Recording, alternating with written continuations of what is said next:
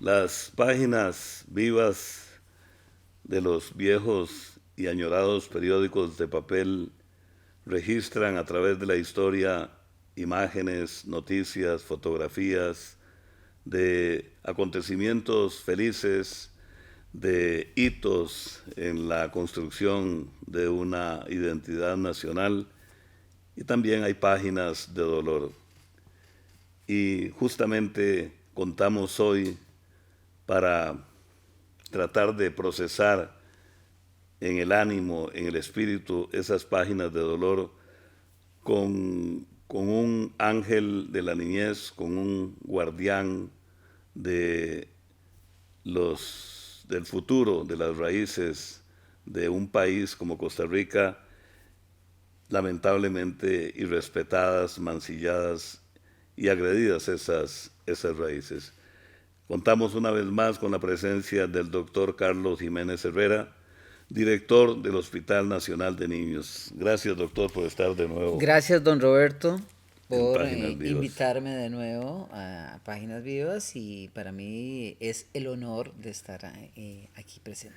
Gracias, además agradecemos eso por su tiempo, que siempre sabemos es muy limitado. Y estuvimos hablando de la historia del Hospital Nacional de Niños y hoy vamos a continuar en ese templo de la salud, de la esperanza de nuestro país, que mencionábamos que tendríamos que santiguarnos cuando pasemos a través del hacia el Paseo Colón por el Hospital Nacional de Niños.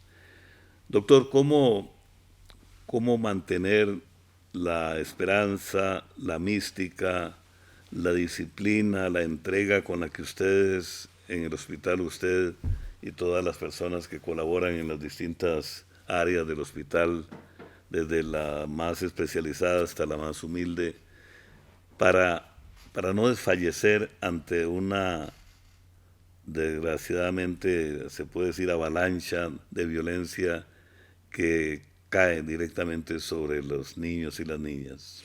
Bueno, yo creo que lo más importante es tener fe. Tener fe en nuestra amada Costa Rica, tener fe en el Ser Supremo que nos dio la vida y que nos da la oportunidad de servir, sobre todo aquellos llamados por Jesús, dejad que ellos, mis amados, vengan a mí, ¿verdad? Entonces, yo creo que nos corresponde a nosotros, quienes en estos momentos jugamos un rol de adultos, velar y cuidar, proteger de la mejor forma a las personas menores de edad y esto en todos sus ámbitos. Yo creo que el problema de la agresión infantil es un problema que ha existido a través del tiempo, tal vez invisibilizado antes de los años 60 y hoy visibilizado, pero todavía estamos viendo la punta del iceberg, todavía no nos enfrentamos a la magnitud que este problema tiene dentro de nuestra sociedad. Y creo que son muchos los factores.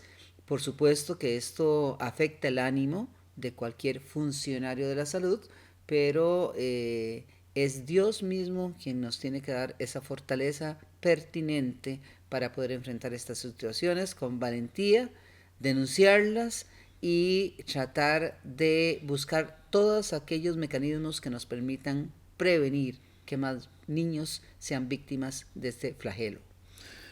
Sí, justamente un flagelo, como usted menciona, porque el hospital cumple la maravillosa misión de buscar, de salvaguardar la salud por las enfermedades, digamos, naturales, si se puede decir, por los padecimientos o por situaciones de accidentes, pero en este espacio que están pasando páginas de sucesos sobre agresión infantil, pues vemos las noticias, pero en lo privado, el doctor Jiménez Cervera y el Hospital Nacional de Niños tienen imágenes realmente desgarradoras. ¿Qué pensar de una sociedad, aunque pues volvemos al mismo concepto, pero cuesta digerir, procesar que alguien sea agredido o agredida dentro del santuario que tendría que ser un hogar? Es decir, ¿cómo se lo explican ustedes? Bueno, yo creo que hay conductas aprendidas, por eso dije yo y me remonté a la historia, que en alguna época de la historia de nuestro país estuvo invisibilizado. En el mundo, el síndrome de niño agredido se empieza a hablar en la década de los años 60. Henry Kempe fue uno de los primeros autores, allá por el año 61, 62, que conversó de este tema. Y en nuestro país es a nivel de los años 70 que empezamos a hablar del síndrome de niño agredido y empezamos a visibilizar este tipo de problema que se daba. Antes era normal que dentro de la educación, comillas y puntos suspensivos, existiera alguna forma de agresión física que a veces era desmedida, pero que era visto como una forma de educación. Eh, Aquellas personas que en las décadas del 60, 70 sufrieron agresión, probablemente hoy son los agresores. Y es que la agresión siempre va de la mano de otros elementos que están muy ligados. ¿Y qué está muy ligado? Por ejemplo, los vicios. Antes el alcoholismo, hoy al alcoholismo se le suma drogadicción por drogas cada día más complejas y que obnubilan, alteran el estado de conciencia de las personas que tienen que brindar protección a los menores. Hay otro elemento que ha existido en nuestro país y se mantiene, que es una inequidad en la distribución de la riqueza. Grupos poderosos económicamente que cada vez quieren tener más riqueza y eso lo logran explotando a grupos desprotegidos, a grupos económicamente deprivados y eso genera un ambiente de tensión, estrés que muchas veces se ve manifestado desquitándose con el que menos culpa tiene. Ahora, doctor, habla usted de esa escala social, económica, de clases privilegiadas y clases en la marginalidad o marginación. Eh, en los estratos altos de nuestra sociedad hay violencia contra los niños y las niñas. Por supuesto que sí. Si bien en proporción y frecuencia es más de los estratos bajos y medios, no es que no exista a nivel de los estratos altos. Y en los estratos altos muchas veces existen los medios para esconder la agresión infantil, pero esta también se mantiene. Y aquí es importante que agresión infantil no me estoy refiriendo solamente a agresión física. Agresión infantil es abuso emocional, es agresión sexual, es negligencia. Y si en estos momentos yo tengo que hablar cuál es la forma más importante o más frecuente de agresión del país en niños, es la negligencia. De los casos que ve el Hospital Nacional de Niños, que esto ha ido en forma creciente, la causa número uno, que ocupa casi el 79-80%, es la negligencia. Y aquí hablo de negligencia. Cuando yo, padre, no soy capaz de suplir las necesidades que un menor de edad tiene para que yo le garantice un ambiente seguro, un ambiente de protección. Cuando yo, padre, no utilizo dispositivos de seguridad para que se monte en un vehículo. Cuando en mi casa es un desorden, los juguetes no se recogen y el niño puede tropezar en sus propios juguetes, caerse y tener una fractura. Cuando permito que no existan barreras de protección entre el ambiente donde está jugando el menor y tal vez donde se están preparando los alimentos. o si hay un mantel como estos y el niño llega, sobre todo el menor de 3, 4 años, al mantel y se vierte contenidos líquidos calientes que están en esa mesa y se los vierte en su cuerpo y le provocan quemaduras. Y es que hay datos interesantes de Roberto. ¿Cuáles son las horas del día y dónde es el lugar que más ocurren lesiones? El ambiente más inseguro termina siendo nuestro hogar y termina siendo entre las 10 de la mañana y las 12 del día, entre las 4 de la tarde y las 6 de la tarde. Horas que coinciden con horas de preparación de alimentos y horas en las que la persona que está a cargo de la vigilancia tiene que dedicarse tal vez a preparación de alimentos o alguna otra cosa, y entonces son momentos en los que pueden ocurrir quemaduras, intoxicaciones y otros. Como decir horas pico, que hablamos del tránsito de las horas pico, en el hogar se reproducen también. Así es. Es impresionante. ¿Cuántas armas o instrumentos aplican ustedes relacionados con la agresión? Más bien, es decir, me refiero a la atención de un niño o una niña en un periodo de una semana, 3 días, lo que sea, internada para sanar las heridas. ¿Con cuánta seguridad vuelve un niño o una niña agredida a su hogar después de haber sufrido ahí el problema? ¿Qué hacer ante eso? Esta es una pregunta muy compleja, porque aquí viene lo que es el abordaje interinstitucional que del menor agredido se tiene que hacer en el país. Y aquí viene la participación no solamente de la Caja Costarricense de Seguro Social. Yo creo que la misma medicina privada tiene que detectar, y ahí es más difícil a veces porque hay una relación de pago entre el padre y el profesional, ¿verdad? Pero hay que detectarlo. El Patronato Nacional de la Infancia juega un papel importantísimo acá. La atención prehospitalaria, Cruz Roja, ¿cómo se llama? Bomberos de Costa Rica. Pero más importante es usted que nos está escuchando, vecino de quien escucha o es testigo o puede sospechar de alguna forma de agresión infantil de una persona menor de edad. No es salir en cámaras de televisión, salir en medios de prensa escrita o en medios de prensa radial, diciendo cuando ya han pasado las cosas, es que tenía meses yo de escuchar y decir y ganar el minuto de protagonismo que le da una situación de esta. No, es casualmente ganarse la bronca, como dice el señor presidente, presentar la denuncia que se debe hacer ante el 911, si fuera del caso. Tengo la sospecha que una persona menor de edad puede estar siendo víctima de alguna forma de agresión infantil para tratar de protegerlo. Y es que nosotros tenemos muchas veces, para contestar a su pregunta, a menores hospitalizados que no se llevan 2 o 3 días. Hay menores que se pueden llevar meses, dado el nivel de secuelas que le pueden quedar. Y es que un niño quemado, yo puedo decir, bueno, es que un niño con una varilla tocó un cable, se electrocutó, sufrió unas quemaduras, y a ver, ¿y cuál es el final? A la prensa muchas veces les gusta el momento agudo, pero ¿en qué finalizan esos casos? ¿Cómo salen esos menores de ahí? ¿Cuál es el proceso de rehabilitación que se tiene que dar en lo físico y, lo más importante, en lo psicológico? ¿Por qué?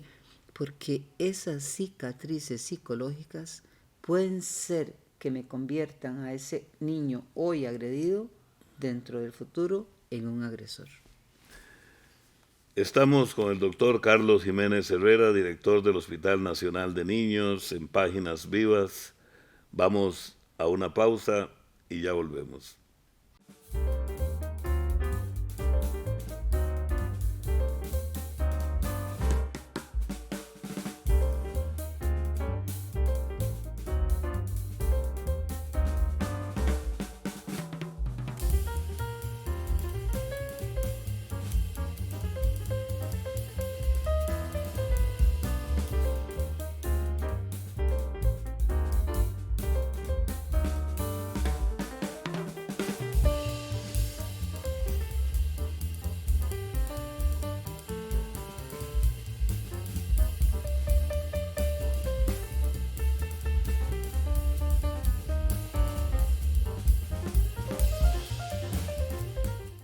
Gracias por continuar con nosotros en Páginas Vivas, conversaciones de ayer, hoy y siempre, desde la hemeroteca de la Benemérita Biblioteca Nacional de Costa Rica, con el doctor Carlos Jiménez, director del Hospital Nacional de Niños, hablando de agresión infantil. Doctor, hay una película de Irman Bergman que vi hace muchos años en la Sala Garbo, que se llama El huevo de la serpiente. Y más allá del argumento total de la película, hay una imagen donde la cámara capta a la gente caminando, a los ciudadanos y ciudadanas caminando por las calles de una ciudad con una gran tristeza. Esa tristeza que se palpa en muchas sociedades y lamentablemente en la nuestra también, es producto de esa, en parte de esa experiencia que, como usted bien dice, perdón, el niño agredido se convierte en agresor, pero también en víctimas que a duras penas han logrado llegar a la edad adulta después de haber sido agredidos. Así es, no, yo creo que aquí mucho tiene que ver el ambiente y es importante resaltar que desde el punto de vista forense, probablemente un victimario fue víctima en algún momento, pero no toda víctima llega a ser un victimario, ¿verdad? Claro. Entonces, ¿en qué radica la diferencia? Preparación, cultura, pero yo creo que fundamentalmente es ese crecimiento que nuestro espíritu interior requiere. Así como nos formamos culturalmente para defendernos y desarrollarnos en algún campo profesional, yo creo que el ser humano está llamado en todo momento a también enriquecer y crecer su espíritu. Y eso no se logra estando uno sentado. Eso hay que buscar el apoyo, la formación y tener una base sólida espiritual es una base que te va a ayudar también a poder contrarrestar un poco la ira que todos de una u otra forma manejamos y también controlar esas distorsiones cognitivas que han ido quedando en nuestro interior desde la más pequeña infancia, de todas las experiencias que hemos vivido. Entonces yo creo que en el tanto y cuanto nosotros nos controlemos, respiremos profundo, veamos que la agresión física no es la forma de educar a un niño, que existen mil y una formas de poder educar a una persona menor de edad que no es con violencia, que al niño y a la niña se le debe respetar, que no hay que agredirlos ni físicamente ni muchísimo menos sexualmente. Tenemos que esperar que ellos disfruten la etapa de la niñez, la etapa del juego de una manera sana, que crezcan, se fortalezcan, se eduquen en todos los campos y es a través de eso, invirtiendo en la educación, donde nosotros podemos combatir más la agresión infantil. Y para esta educación es necesario que nosotros adultos también hagamos introspección y visibilicemos el problema de la agresión. Claro. El doctor Jiménez Herrera hablaba de los medios de comunicación en el bloque anterior en cuanto a las noticias y a los momentos críticos que de algún modo de criterio periodístico son los que interesan para llamar la atención o para mostrar al público de cada medio. Pero, ¿qué papel tendrían que jugar fundamentalmente, doctor, los medios de comunicación, si lo juegan o no, radio, televisión y ahora toda la tecnología digital y todos estos elementos de comunicacionales, como para no quedarnos o enfatizar en el hecho cuando ya se produjo, cuando es irremediable, sino en contribuir a esa educación general para aminorar el efecto devastador de la agresión. Yo creo que aquí es importante varias cosas.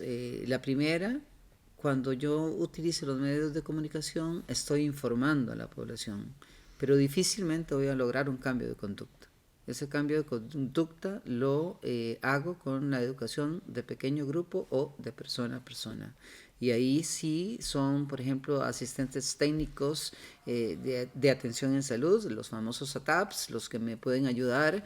Es esa réplica casa a casa que cada vecino puede encargarse de hacer, así como se fue dando la réplica que hablaba yo espiritualmente, así Sí. también podemos hacer una réplica de esto. Entonces, está en nosotros, sociedad, lograr permear y estar educando en este campo.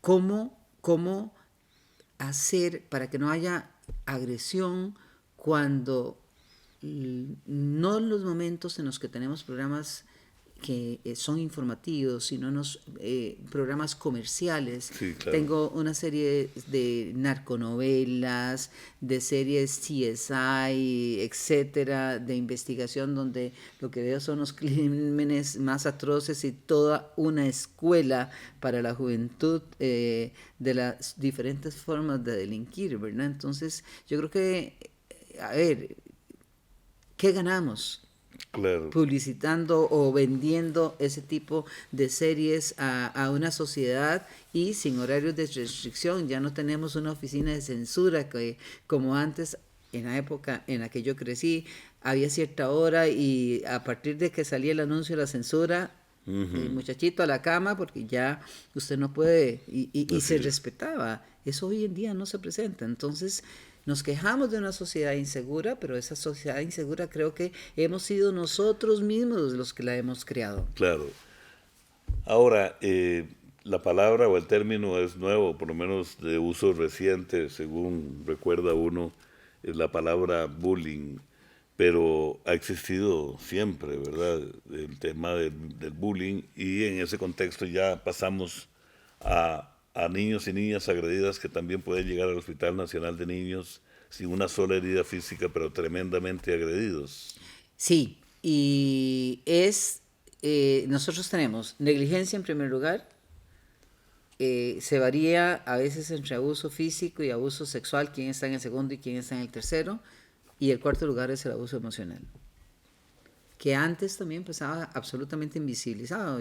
Me tocó ser escolar en la época de los 70s, colegial también hacia finales de los 70s, universitario en los 80s, y el bullying era una forma socialmente aceptada en aquel momento. Qué impresionante, Sí, sí. pero, ¿Cómo no? pero, Aceptada y celebrada en y ocasiones, celebrada, cuando a sí. alguien le ponía un A apodo ver, ahí o una cosa así. y Qué hoy en cosa. día el fútbol, la misma política, no sirven para hacer bullying. Día a día del mundo, yo puedo abrir una red social y ver cuántos mensajes tienen implícito el bullying, la mofa, la burla del que no comparte el mismo pensamiento mío. Sí, sí, Y abrumadoramente, ¿verdad? sí, y eso es un problema gravísimo de nuestra sociedad, y no hablemos de Costa Rica, es un problema mundial y es un problema que tenemos que cambiar, porque el deporte es una sana disciplina que debemos hacer, es un hábito de vida saludable, pero el deporte no es para estarnos burlando el que piense diferente a nosotros. Si lo más importante en el deporte es hacer el ejercicio por la salud que uno requiere, porque es un hábito de vida saludable, eh, pero ¿quién dice que lo importante es ganar? Si lo importante es participar. En los programas de formación médica en las universidades, doctor, reciben los médicos y médicas, sobre todo en la pediatría o en atención de la niñez, qué elementos morales, espirituales, reciben en la educación para saber al escenario al que se van a enfrentar. O sea, ustedes son ángeles en el sentido de seres de luz que abogan y no solo abogan, sino que actúan en la protección directa de la niñez. Pero ¿cómo se preparan los médicos en la academia para enfrentar o para desarrollar junto con la formación científica esa formación humana? ¿Qué pregunta más difícil en el momento en el que vivimos actualmente? Y es la pregunta más difícil que me has hecho en esta entrevista.